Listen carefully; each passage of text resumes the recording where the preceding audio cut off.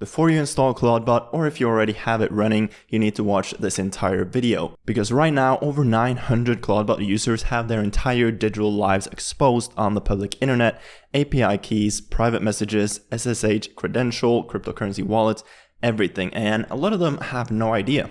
Now look, don't get me wrong, ClawdBot is absolutely incredible and super powerful technology. It's impressive what it can do for sure, but there are critical security risks that the installation documents don't make obvious enough. And I'm seeing so many people right now talk about how incredible ClawdBot is, and they are completely right, but I'm not seeing nearly enough people talking about the security risks and the problems with ClawdBot. So I'm going to tell you exactly what these risks are because you need to be aware of them and how you can avoid these risks and actually run ClawdBot safely.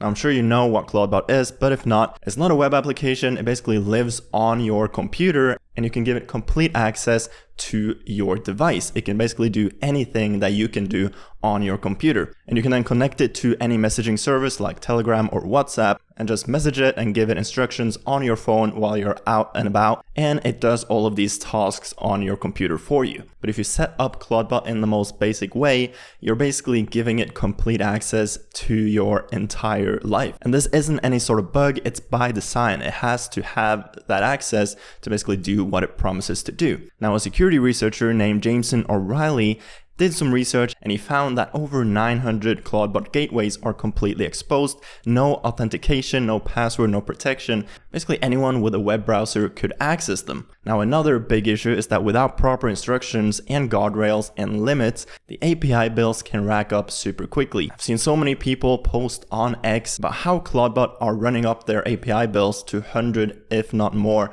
dollars every single day. Another very big issue, if you do give it complete access to your life and your device, is the risk of prompt injection. Now thankfully there are ways to avoid all of these things. Burak, Eregar, for example, tweeted this: most people will install Claude and accidentally hand it their entire life. It's incredible, a 24/7 AI agent on your server that controls your GitHub, calendar, and email via WhatsApp and Telegram. But stop and think for a second. You just gave an AI autonomous execution rights on your machine and root access to your digital life. If you run this with default settings, you are one prompt injection away from wiping your entire GitHub organization, losing your emails, or much worse. Before you connect it to anything, you need to lock it down to make sure you and your digital life are secure. Here are the non-negotiable security config for Claude. Number 1, turn on the sandbox. Number 2, run the audit. 3, whitelist mode. 4, scope your tokens. And 5, keep it private. Now I will leave a link to this post as well as some YouTube tutorials that I have seen